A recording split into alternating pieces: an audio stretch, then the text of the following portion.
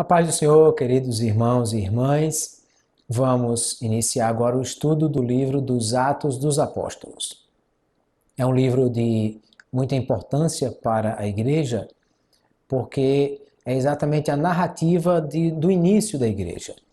Já vimos que a parte biográfica dos evangelhos narra a história de Jesus Cristo, e agora nós vamos ver o livro de Atos dos Apóstolos, que nos fala sobre como começou a igreja, como a igreja se desenvolveu desde o seu início, como foi que ela percebeu essa construção, essa necessidade de fazer uma expansão do evangelho a partir do que era a obra que Jesus implementou.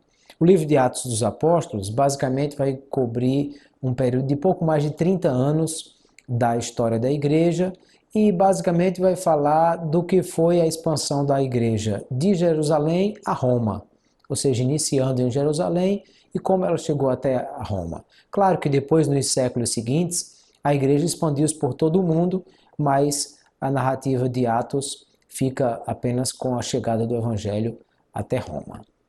Quando o apóstolo Paulo está sendo apresentado aí em todas as suas narrativas e histórias e toda essa questão, nós vamos perceber que ele acaba sendo o personagem mais destacado do livro de Atos dos Apóstolos, exatamente porque é aquele que vai levar essa obra adiante depois que os apóstolos saem de Jerusalém para todo o mundo. Portanto, o livro de Atos dos Apóstolos vai narrar essa igreja emergente, começando com os primeiros apóstolos e indo até o apóstolo Paulo e a história que ele representa. Olhando o título do livro de Atos, como está nos primeiros manuscritos, aparece apenas a palavra praxeis, quer dizer atos, realizações, e foi acrescentada aí nas versões latinas Atos dos Apóstolos, porque realmente foram os apóstolos que os executaram.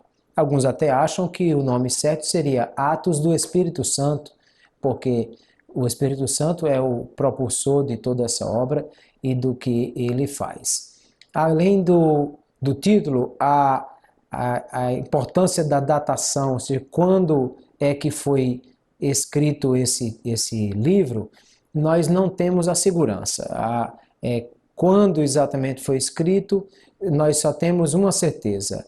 Quem escreveu foi Lucas, e Lucas é o autor do Evangelho.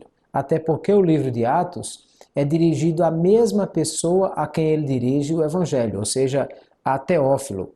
E Lucas, que é chamado o médico amado, como já estudamos no Evangelho, é o autor das duas obras. O Eusébio de Cesareia, no livro História Eclesiástica, diz que o Lucas, o médico, nos deixou 2 livros inspirados. Um dos livros é o Evangelho, o outro é o Atos dos Apóstolos que ele escreveu. Então, nós temos segurança de que Lucas é o autor de ambos os livros. E tanto um quanto o outro foram escritos para contar essa história a uma mesma pessoa, a Teófilo, aquele a quem ele se dirige com tanta reverência, com tanto carinho, para falar dessa questão. Para que o livro de Atos foi escrito? Qual o propósito desse livro? É exatamente nos apresentar a história de Jesus Cristo, dando continuidade à sua missão. O Lucas diz que é aquilo não só que Jesus começou a fazer, mas também a ensinar, ou seja, a continuidade dessa narrativa.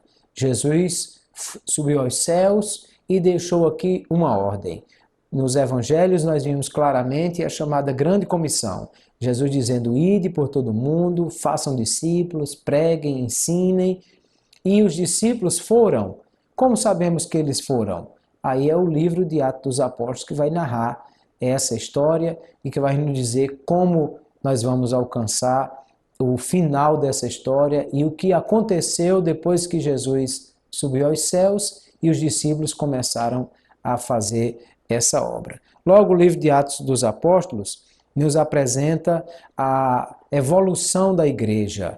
Num primeiro momento, quem foi que aceitou a Jesus como Salvador? Ora, os primeiros cristãos, eles foram judeus. Aqueles apóstolos, aqueles discípulos que viviam na terra de Israel e que foram alcançados por Jesus Cristo. Num segundo momento, quem foram os que receberam a Cristo como Salvador? No segundo momento, foram os prosélitos, ou seja, aqueles que não eram judeus, mas que conviviam com os judeus compartilhando a mesma fé, porque já haviam abraçado o judaísmo. Daí porque nós vamos observar que quando o apóstolo Paulo chegava em qualquer desses lugares, o primeiro lugar que ele procurava era a sinagoga. Por isso, judeus e prosélitos é que receberam Jesus como Salvador em primeiro lugar. Mas depois essa obra alcançou também os outros, os gentios, os gregos, os povos de outras terras, Ponto, Galácia, Bitínia. Depois esse evangelho chega à Europa e vai alcançar muitos, inclusive em Roma, e vai se expandir por todo o território do Império Romano, e essas coisas são narradas no livro de Atos dos Apóstolos, para nós percebermos como foi que isso se deu e essa questão toda como funcionou. Quando nós olhamos para o livro de Atos dos Apóstolos, nós vamos perceber alguns discursos.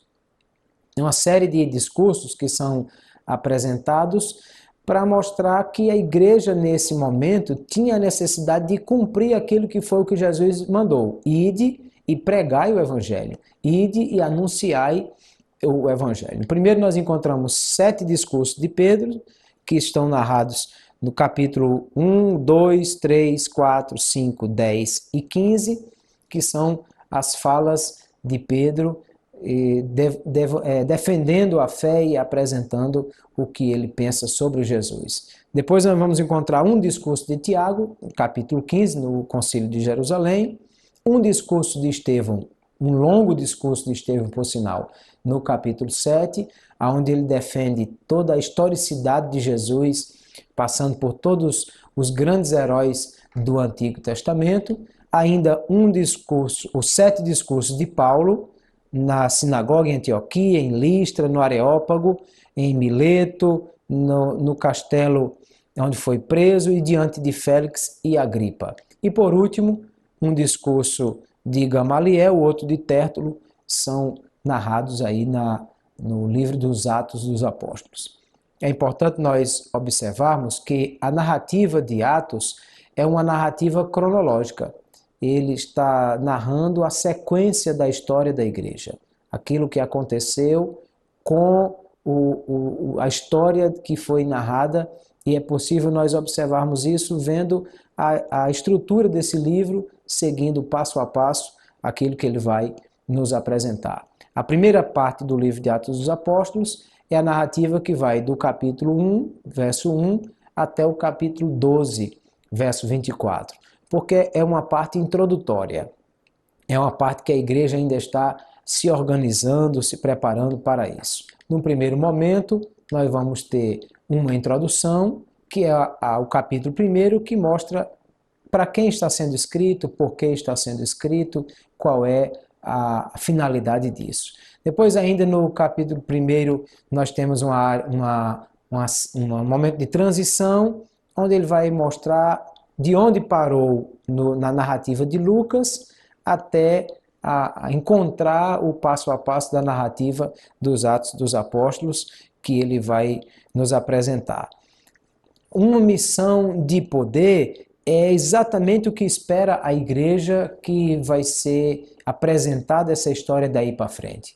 Porque no capítulo 1, versículo 8, Jesus disse que os discípulos deveriam permanecer em Jerusalém até que do alto fossem revestidos de poder. Ele disse: ser-me-eis testemunhas, tanto em Jerusalém como em toda a Judéia e até os confins da terra.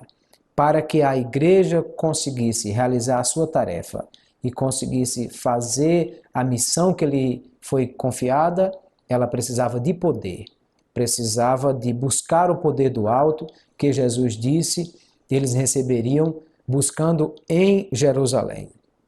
Então os discípulos seguem com essa busca pelo poder e estão ali no cenáculo buscando, reunidos, Por vários dias eram dias de oração, eram dias de quebrantamento, eram dias de buscar a presença do Senhor, e nós vamos encontrar então a narrativa do regresso deles a Jerusalém e o encontro no cenáculo, onde estavam todos os dias, cada dia buscando ao Senhor e buscando o poder de Deus que lhes foi garantido. E então nós temos no capítulo 1, versos 15 a 26, exatamente essa espera, essa narrativa, esse momento tão esperado pelos discípulos para encontrar o poder do alto, para receber a promessa que Jesus havia lhes dado. Nesse momento, há uma interrupção da narrativa do que eles estão esperando para que a igreja possa repor a situação do colégio apostólico. Porque Jesus havia escolhido 12 apóstolos, dentre esses apóstolos estava Judas, que morreu porque traiu a Jesus, porque o vendeu, porque arrependeu-se, porque suicidou-se. E agora os discípulos se reúnem e eles dizem: nós precisamos resolver isso. Nós precisamos escolher um que vai substituir Judas, que passou por essa situação tão difícil. E aí se apresentam dois, Matias e José, e agora a igreja usa o método de lançar a sorte. Isso não era uma coisa incomum, porque até mesmo entre os sacerdotes havia aquela ideia de Urim e Tumim, que era algo, duas pedras através das quais se consultava a vontade do Senhor. Quando a igreja lança a sorte sobre isso, ela não está confiando senão em Deus, porque ele diz: Senhor, o Senhor que é o conhecedor dos corações. Então nos mostre quem o Senhor escolheu, e quando lançam sorte, a escolha é sobre Matias. Há algo aqui interessante, é que Matias é escolhido e o outro que não é escolhido é José, o justo. Interessante que o nome dele acompanha a palavra, o adjetivo o justo, e lá na frente, na narrativa de Atos dos Apóstolos, nós vamos encontrá-lo sendo apresentado fazendo alguma coisa. E Matias não. A única vez que Matias é citado é aqui mesmo, e depois não temos mais nenhuma apresentação dele no livro de Atos dos Apóstolos. Só Deus sabe dizer porquê e como foi que isso aconteceu, mas o texto nos mostra claramente que foi a escolha do Espírito Santo, Matias, para o lugar de Judas. A narrativa, então, prossegue voltando ao cenáculo. E aí no cenáculo nós temos a promessa de Jesus sendo cumprida, porque eles estão no cenáculo buscando, eles estão no cenáculo reunidos. Não sabemos que grupo estava lá nos primeiros dias, porque o apóstolo Paulo diz aos Coríntios que Jesus, quando assunto aos céus, foi visto por mais de 500 irmãos. Será que todo esse grupo foi para Jerusalém? Será que todo esse grupo estava indo ao cenáculo nos primeiros dias e buscando em oração? Será que todo esse grupo estava atento a essa realidade? Não sabemos. O que sabemos é a narrativa do capítulo 2, de que naquele dia em que houve a descida do Espírito Santo no cenáculo, estavam ali 120 irmãos que foram cheios do poder de Deus. A narrativa do capítulo 2 é muito linda, porque ele vai dizer como foi essa promessa cumprida na vida deles. A Bíblia diz que se ouviu um som como de um vento veemente e impetuoso. Eu quero que você perceba, meu caro aluno, que não passou nenhum vento ali. Já vi alguém dizendo que os irmãos tinham que segurar o chapéu, as irmãs a saia, porque o vento fez. Não, nenhum vento entrou naquela casa, porque era uma casa fechada, era um lugar que estava de portas e janelas fechadas. Na verdade, a Bíblia diz que ouviu-se o som como de um vento veemente e impetuoso, e encheu toda a casa, e eles foram cheios do Espírito Santo, e se viu línguas repartidas como que de fogo, e eles começaram a falar em outras línguas, conforme o Espírito Santo concedia que falassem, ou seja, foi uma manifestação espiritual extraordinária naquele dia. Eles receberam aquela promessa que o Pai havia lhes prometido, que o Espírito Santo desceria e revestiria de poder aqueles que estivessem buscando. Aquele movimento gerou um impacto tão grande na cidade que agora os discípulos atraem aquela enorme multidão que estava ali. Vamos lembrar que é por época da festa, porque haviam dois grandes momentos de festa em Israel.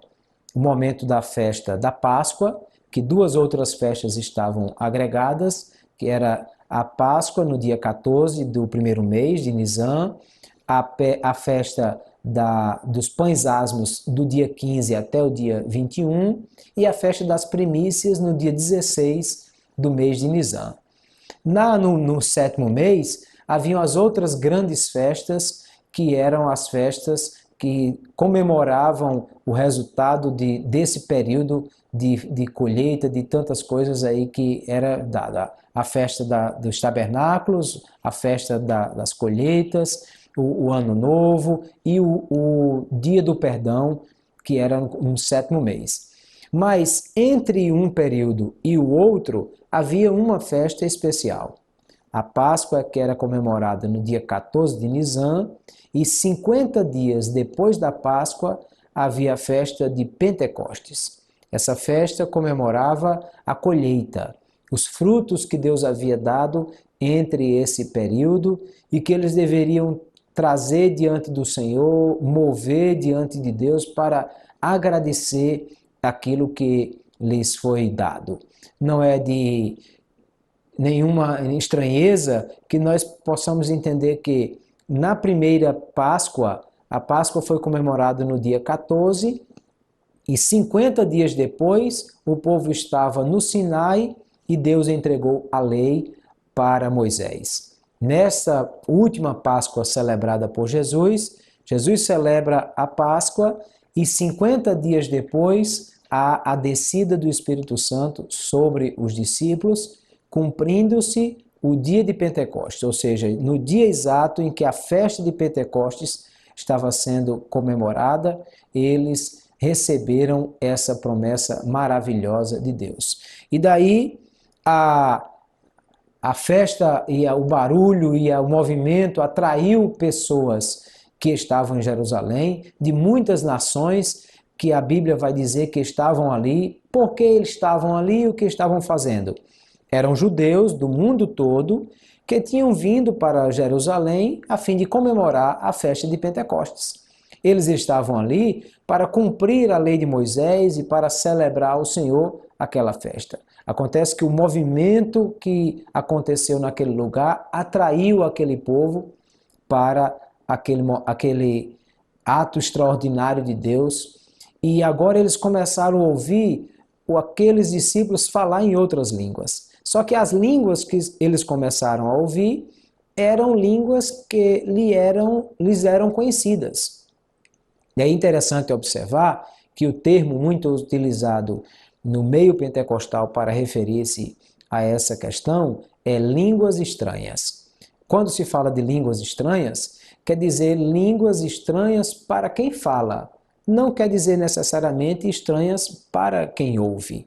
A história da igreja vai registrar que essas coisas aconteceram muitas vezes.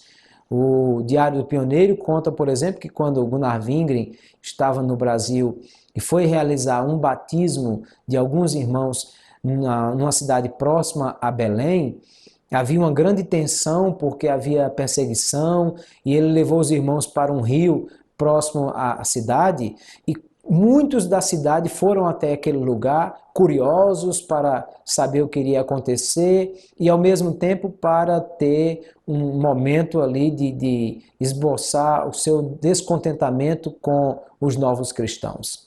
Mas aí a história conta que quando Gunnar Wingren batizou uma daquelas irmãs que ela desceu às águas e emergiu, ela emergiu falando em línguas. E essas línguas que ela falava era em hebraico. Ela não sabia, claro, era uma mulher simples, analfabeta, morando no interior do Pará, no início do século XX, e ela não tinha nenhum conhecimento de hebraico. Mas acontece que naquela cidade tinha um comerciante que era um judeu e que conhecia bem o hebraico, e quando ele começou a escutar aquela mulher falando, então ele salta no meio do povo e diz que ele entende o que ela está dizendo, sabe que ela está falando hebraico e sabe também que aquela mulher não conhece o hebraico, logo só pode estar havendo ali um milagre, uma manifestação espiritual especial, e então toda aquela cidade se acalma e não há mais perseguição ali contra o evangelho, porque aquele judeu testemunhou que ouvia aquela mulher falar em uma língua que ela não sabia o que estava dizendo, mas que ele entendia porque era em hebraico que ela estava falando. Assim nós podemos compreender também o que aconteceu no dia de Pentecostes. Aqueles homens que estavam ali falando eram galileus, eram judeus, pessoas simples, a maioria pescadores, que não tinham conhecimento de línguas de outros povos. Mas o Espírito Santo, que por intermédio deles falava, alcançou o coração dessas pessoas. E eles falavam o quê? O texto bíblico diz que eles falavam glorificando a Deus e falando das maravilhas de Deus. Ou seja, as línguas são uma linguagem de adoração, são uma linguagem para o nosso espírito adorar a Deus e glorificar ao Senhor. Então, todo aquele povo que ali correu está lá para saber o que houve, o que aconteceu, por que tudo isso. Então, temos o discurso de Pedro, que está descrito aí no livro dos Atos dos Apóstolos, capítulo 2, para dizer o que aconteceu. Ele disse que o que aconteceu foi a promessa do profeta Joel que se cumpriu, que ele disse: nos últimos dias derramarei do meu espírito sobre toda a carne, e é exatamente isso que vocês estão vendo. O que nós vamos ver na sequência é que uma multidão aceita a Jesus como Salvador e quase 3.000 almas confessam a Jesus. A sequência do capítulo 2 vai dizer como era o dia a dia da igreja depois disso. Aquela multidão agora precisava de orientação, precisava de vida cristã, e aí o texto diz que todos os dias eles se reuniam no templo, nas casas, eles partiam o pão, eles oravam, eles buscavam ao Senhor, cuidavam uns dos outros nas suas necessidades, porque tinham tudo em comum, e dentro desse ambiente de comunhão, de oração, de busca ao Senhor, a igreja continuava crescendo. O texto diz que a igreja acrescentava, Deus acrescentava cada dia à igreja aqueles que iam salvando-se. Então era uma maravilha, era um momento especial. Talvez muita gente tenha pensado: viva, vamos continuar em Jerusalém, porque Jerusalém está ótimo. A melhor igreja que nós poderíamos buscar é essa daqui, que está em Jerusalém, porque todos salvos, caindo na graça do povo, sendo bem vistos por todos os de Jerusalém, e isso era maravilhoso. Mas essa não era a intenção de Deus, não foi esse o planejamento. Então, o que acontece a partir do capítulo 3, a narrativa, é que começam a acontecer prisões, começam a acontecer perseguições. Os discípulos são levados para diante das autoridades e chicoteados. O mais interessante é vê-los glorificando a Deus porque estão sendo perseguidos. E aí nós temos uma coisa interessante no capítulo 5, que é a existência de um homem sábio chamado Gamaliel, que vai dizer que esse povo não deve ser perseguido simplesmente porque estão fazendo alguma coisa, porque se eles perseguem esse povo assim, pode ser que estejam perseguindo de forma errada. Porque Gamaliel disse: Alguns se levantaram, fizeram grandes movimentos e eles mesmos acabaram. Não houve continuidade porque não tinha a direção de Deus. Então deixem esses cristãos fazerem o movimento deles. Se não for de Deus, vai se acabar como todos os outros. Se for de Deus, aí vocês vão se encontrar numa situação difícil porque estarão perseguindo a Deus. Então, foi um grande conselho e sábio conselho de Gamaliel. Na sequência do texto, nós vamos ver coisas novas acontecendo, que é o que João oferece às autoridades como resposta por um grande milagre que aconteceu. A narrativa do capítulo 4 de Atos diz que eles foram até o templo para orar, um homem está na porta. Era um homem coxo, conhecido por todos, que estava ali pedindo esmolas.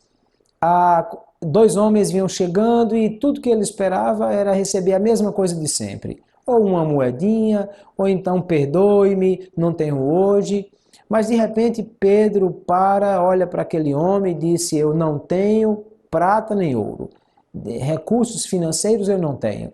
Mas o que eu tenho eu te dou, em nome de Jesus, o Nazareno, levanta-te e anda. E aquele homem saltou nas suas pernas, entrou no templo cantando e glorificando a Deus. E agora João vai explicar àquele povo o que foi que aconteceu. E ele aproveita a ocasião para apontar para Jesus. Disse: olha, não fomos nós. Jesus de Nazaré, que vocês crucificaram, Deus o fez Senhor e Cristo, e agora é em nome deste que esse aí está pulando, saltitando. E foi algo muito impactante para a vida daquela cidade, porque todos conheciam o coxo, todos sabiam quem era aquela pessoa que não tinha nenhuma capacidade de andar, mas que agora estava pulando e estava com as suas pernas funcionando perfeitamente a partir daquele milagre que recebera. Na continuidade do texto, nós vamos ver que essa ação das autoridades, na verdade, traz novo ânimo para a igreja. E a igreja recebe um novo ânimo de manifestação de poder, de graça de Deus, e eles glorificam a Deus porque são dignos, se acham dignos de sofrer por amor de Cristo, e isso é algo que a igreja comemora e vive esse momento muito especial. O capítulo 5 de Atos dos Apóstolos vai nos trazer uma coisa muito interessante. A narrativa até o capítulo 4 e o capítulo 2 vimos isso, que os discípulos começaram a vender muitas coisas que tinham para atender à necessidade dos irmãos. Primeiro havia nos discípulos a ideia de que Jesus vai voltar a qualquer momento. Para que vamos guardar bens materiais? Segundo, havia o amor de uns pelos outros, que quando via um irmão carente, necessitado, ele percebia que tinha que ajudar. E então a Bíblia fala sobre um homem chamado Barnabé. Barnabé tem uma função muito especial em toda a narrativa de Atos dos Apóstolos. Primeiro, porque Barnabé entende que a sua fé é uma fé comunitária. Ou seja, ele não pode ser crente simplesmente e ver a sua comunidade carente e necessitada sem atender à necessidade daqueles que estão carentes. Ele possui posses, tem bens, e ele então vende esses bens, traz o dinheiro e deposita aos pés dos apóstolos.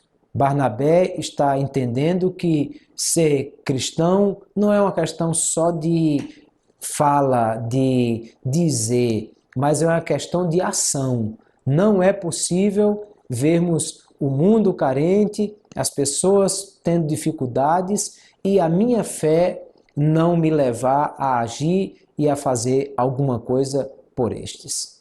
E acontece que essa atitude de Barnabé vai trazer uma outra complicação. É que a Bíblia também narra que uma pessoa chamada Ananias, cuja esposa se chamava Safira, também resolvem fazer essa coisa. parece-nos que Ananias e Safira estão incomodados.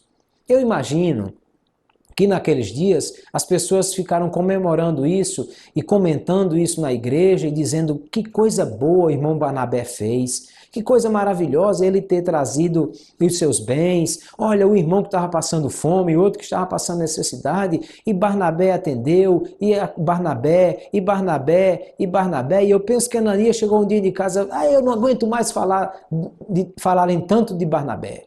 Eu tenho que fazer alguma coisa para aparecer também nesse cenário.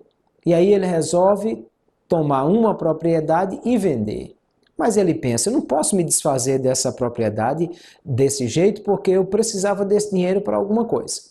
E aí combina com a esposa, vamos fazer o seguinte, vamos vender a propriedade por preço X, mas a gente fica com a metade porque estamos precisando para alguma coisa.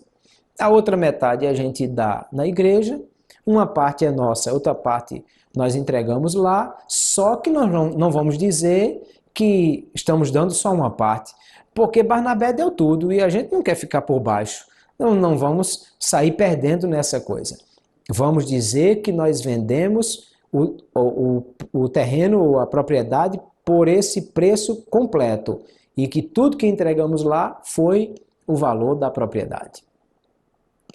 Ananias chega diante de Pedro e diz, olha, está aqui o dinheiro, eu vendi por tanto e aqui está. Só que o Espírito Santo, que agia na igreja de uma forma muito forte naquele instante, ele queria também demonstrar que as pessoas precisavam viver, mas viver com responsabilidade, viver com temor de Deus. A euforia de muitos não poderia dar lugar a uma vida que não fosse conforme as Escrituras. E então Pedro diz, mas Ananias, por que você está mentindo a Deus? Por que você está mentindo ao Espírito Santo? A propriedade não era sua?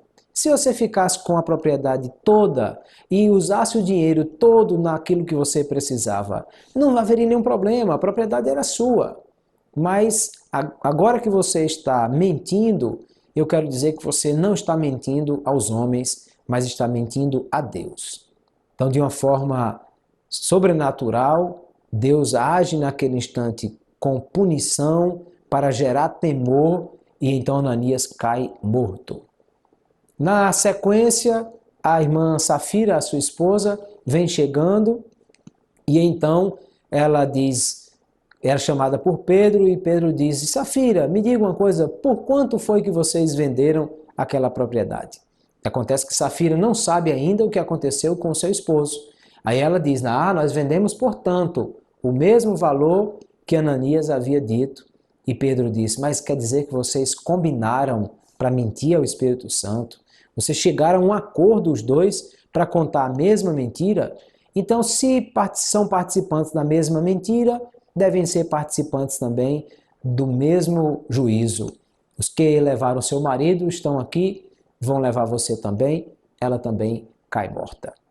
E o texto bíblico diz que grande temor se apoderou de todos que ali estavam, porque não se tratava de uma brincadeira, não se tratava de uma euforia, mas se tratava de algo muito sério, que era fazer aquilo que era diante de Deus o certo, não apenas dar o dinheiro simplesmente pelo dinheiro, mas fazer aquilo que o seu coração lhe mandava fazer enquanto crente, enquanto alguém que entendia o que era a sua fé. Barnabé é esse homem que vai saber conduzir essas ações em todos os momentos da sua vida. Não só quando ele vende a propriedade e dá todo o dinheiro para assistir os pobres, mas lá na frente nós vamos encontrar Saulo de Tarso recebendo a Jesus como Salvador e vindo agora para Jerusalém. E aí vocês imaginem, quando Saulo entrou no culto, talvez se fosse eu e você, nós estaríamos orando e todo mundo assim, com o olho aberto, o outro fechado, porque o perseguidor está aí. O que matou alguns, prendeu alguns e fez tudo isso, está aí agora na igreja. Quem confia nesse homem? Quem sabe se esse homem realmente está dizendo a verdade que agora creu ou se nos está enganando? É Barnabé que vai lá e introduz Paulo naquela nova comunidade, dizendo: aqui está o irmão Paulo, ele agora é convertido, Jesus trabalhou no seu coração, ele perseguiu, mas agora vai ser perseguido, e Barnabé é esse homem para fazer essa introdução. Lá na frente, ele vai tratar também com João Marcos, mesmo com Paulo tendo aquela dificuldade, mas ele também acolhe. Ou seja, Barnabé é esse homem de fazer a coisa ser feita com amor, de atrair, de dar comunhão, de incluir e não de excluir, como infelizmente muitas pessoas têm um propósito diferente na igreja, porque não pensam em agrupar, em atrair, em gerar comunhão, como pensava Barnabé. Por isso ele é tão importante na narrativa dos Atos dos Apóstolos, porque é o homem que une. Eu gosto muito de um hino que fala dessa coisa de Barnabé, para dizer tudo o que ele fazia era conduzido por uma única coisa, por sua fé em Jesus Cristo, que o levava a fazer tudo isso. E ele diz assim: não fica bem a gente passar bem e o outro carestia, ainda mais quando se sabe o que fazer e não se faz. Como fruto do amor de Cristo, fruto do seu compromisso, vendeu um homem o que tinha e repartiu. Era o seu nome Barnabé, natural de Chipre, também chamado de José das Consolações, homem bom e piedoso, cheio de temor e fé, homem de Deus. E quando Saulo converteu-se a Cristo, lhe faltou amigo, alguém que fosse companheiro, fonte de consolo e abrigo, como fruto do amor de Cristo, fruto do seu compromisso, foi um homem procurá-lo, dando-lhe a mão. Era o seu nome Barnabé, natural de Chipre, também chamado de José das Consolações, homem bom e piedoso, cheio de temor e fé, homem de Deus. E quando a igreja se espalhou para todo canto que havia, por providência, sim, por mão de Deus, chegou a Antioquia, precisando de um pastor de almas, mesmo de um pastor de homens. Foram procurar aquele que Deus preparou. Era o seu nome Barnabé, natural de Chipre, também chamado de José das Consolações, homem bom e piedoso, cheio de temor e fé, homem de Deus. E Barnabé faz esse papel muito importante de unir aqueles que estão separados, agregar aqueles que estão longe e trazer para perto aqueles que não foram incluídos. Na sequência do texto de Atos dos Apóstolos, capítulo 6 em diante, aí nós vamos ver uma outra perseguição que foi contra Estevão. Estevão sofre o primeiro martírio. É o primeiro homem que dá a sua vida por amor a Cristo, sendo perseguido por aqueles que lhe são contrários. O seu longo discurso do capítulo 7 mostra aquela fé firme que ele tinha e mostra também que ele estava disposto a entregar a sua vida por amor a Cristo. Mais importante do que isso é ver que a visão que Estevão tem é do próprio Jesus em pé ao lado do Pai, para ele lembrar que Jesus está acompanhando a ação da igreja. A igreja não está sozinha. Jesus está ao lado do Pai, intercedendo por nós, e é Ele quem faz a ação da igreja ter continuidade. Na sequência de Atos dos Apóstolos, nós vamos ter os primeiros acontecimentos após a perseguição de Estevão, e aí uma série de coisas importantes vão acontecer, como, por exemplo, os diáconos vão ser instituídos para ajudar a solucionar um problema que aconteceu na distribuição daqueles bens, daquela assistência, porque os judeus receberam aquilo que era a ajuda da igreja, mas os gregos, as mulheres gregas têm dificuldade porque talvez ainda aquele espírito de acepção existe em alguns judeus, mas são instituídos homens para fazer essa obra e dar continuidade àquilo que é a distribuição de bens e de assistência social que a igreja está realizando, agora tendo alguém para fazer isso com mais carinho, com mais cuidado. Na sequência dos textos, nós vamos ver que Jesus continua assistindo à sua igreja e a perseguição tem o apoio do Senhor. Pedro sai de Jerusalém para pregar, porque agora também a perseguição chega até os cristãos, e eles começam a entender que Jesus disse: fiquem em Jerusalém até que do alto sejam revestidos de poder. Não era para ficar em Jerusalém a vida toda, era para ficar em Jerusalém só enquanto o poder era derramado. Depois do derramamento do poder, aí deveriam ir por todas as nações, porque Jesus disse: ser-me-eis testemunhas, tanto em Jerusalém, quanto em toda a Judéia e Samaria, e até aos confins da terra. A igreja, então, continua pregando, e aí muitos vão atender a essa necessidade de sair e de pregar o evangelho. A igreja começa a ser estabelecida entre os gentios, muitos aceitam a Jesus como Salvador, e muita coisa está sendo feita a partir daí, quando a igreja resolve sair de Jerusalém e pregar o evangelho a toda criatura. Até o capítulo 11 de Atos, nós vamos observar essas ações se desenrolando e todas essas coisas sendo feitas,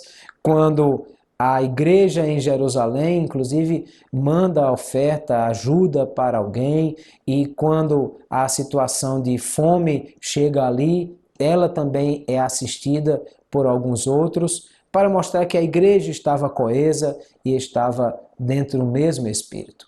A segunda parte do livro de Atos dos Apóstolos é do capítulo 13 até o capítulo 15, porque aí nós vamos ter um novo personagem entrando nessa questão, que é exatamente o apóstolo Paulo, agora tornando-se o grande propulsor da pregação do evangelho entre os gentios e em todo o mundo.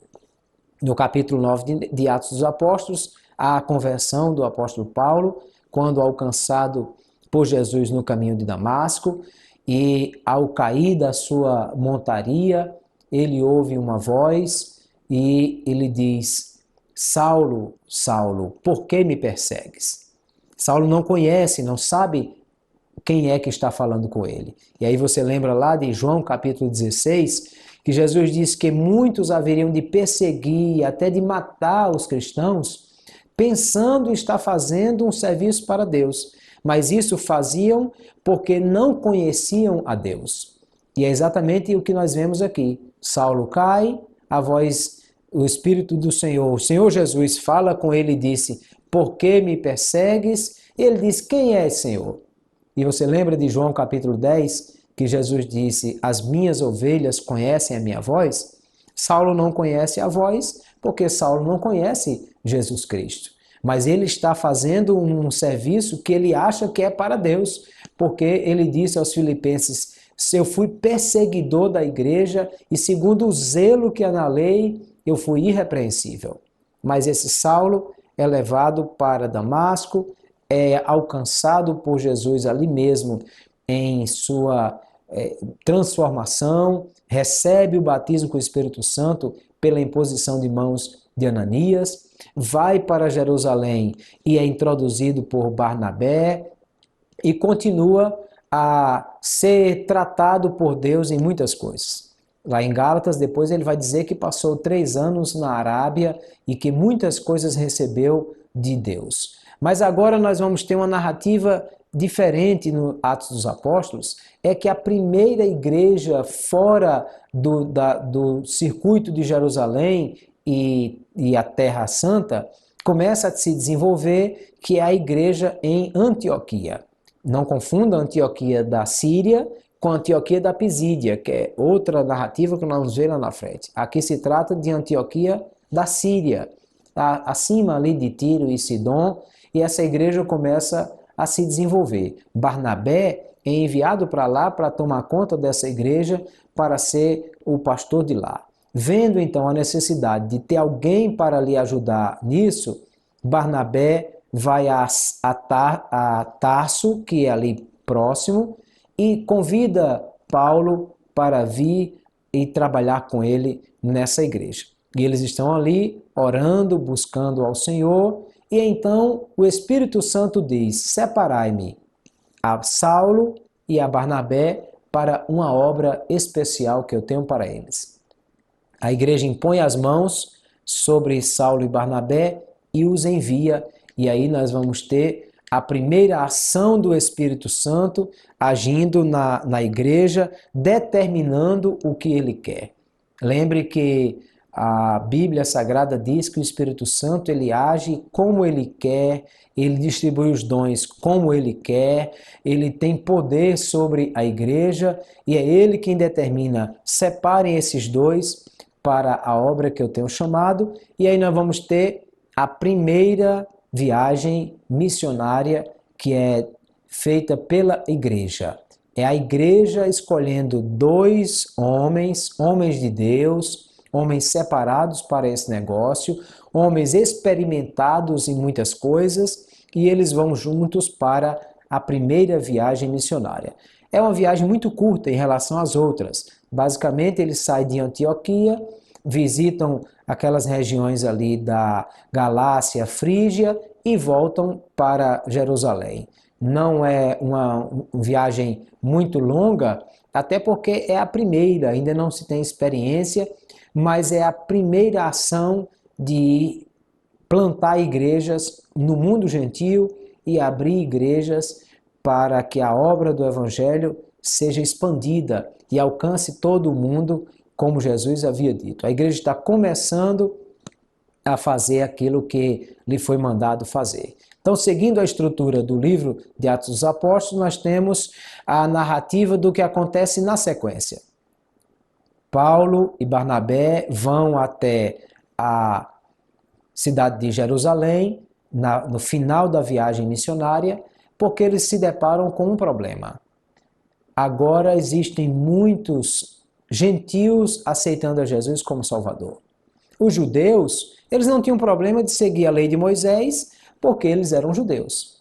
Os prosélitos, eles não tinham problema de seguir a lei de Moisés, porque eram pessoas que haviam abraçado a fé judaica. Mas e agora? Como ficam os que são gentios? Eles têm que obedecer à lei de Moisés ou não têm que obedecer à lei de Moisés? Eles precisam cumprir os ritos judaicos ou não precisam? Será que todo mundo que aceitar Jesus como Salvador tem que ser circuncidado? Será que todos que recebem a Jesus como Salvador têm que guardar as festas judaicas? Essa é uma questão que ainda hoje se levanta na igreja, porque há alguns que acham que essas coisas devem ainda ser feitas. E até vão ao texto bíblico e dizem assim: não, porque está escrito aqui que as festas são estatuto perpétuo. Sim, mas também a circuncisão está escrito que é estatuto perpétuo.